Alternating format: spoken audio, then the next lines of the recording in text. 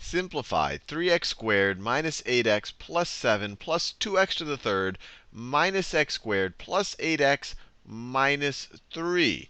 So when they simplify this, we're essentially just going to add up like terms. And just as a reminder, we can only add or subtract like terms or simplify like terms. And just a reminder what I mean by that, if I add an x squared to an x squared, these are like terms. They're both x terms raised to the same power, the same degree. So if I have one x squared and then I have another x squared, well, then I have two x squareds. This is two x squareds.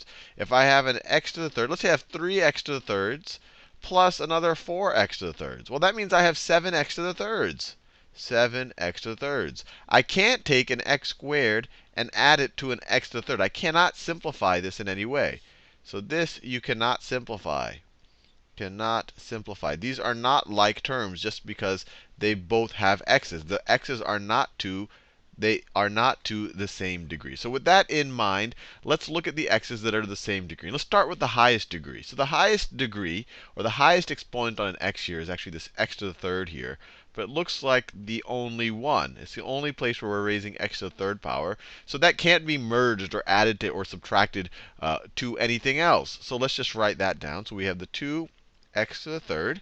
And then let's look at the x squared terms. We have 3x squared over there, and then we have a minus.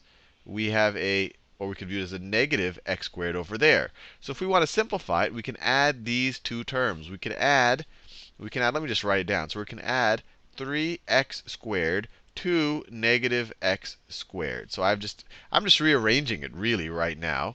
But I'm putting the like terms next to each other, so it'll be easy to simplify.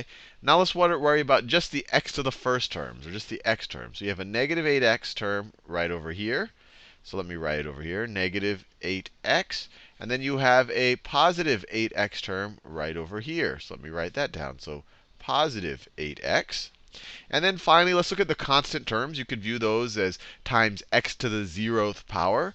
And the constant terms are, you have a positive 7 over here, so plus 7. And then you have a negative 3 over here.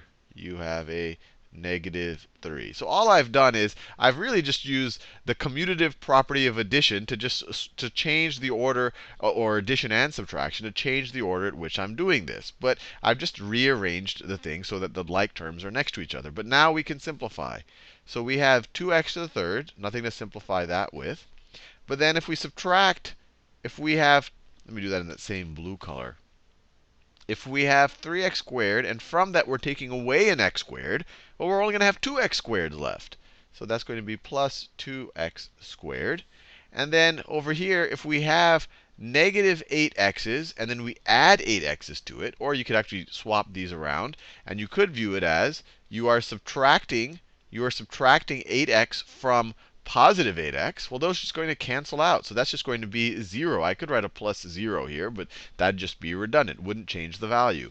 And then finally, I have a plus 7 minus 3. Well, that is just clearly 7 minus 3 is 4. So I have plus 4.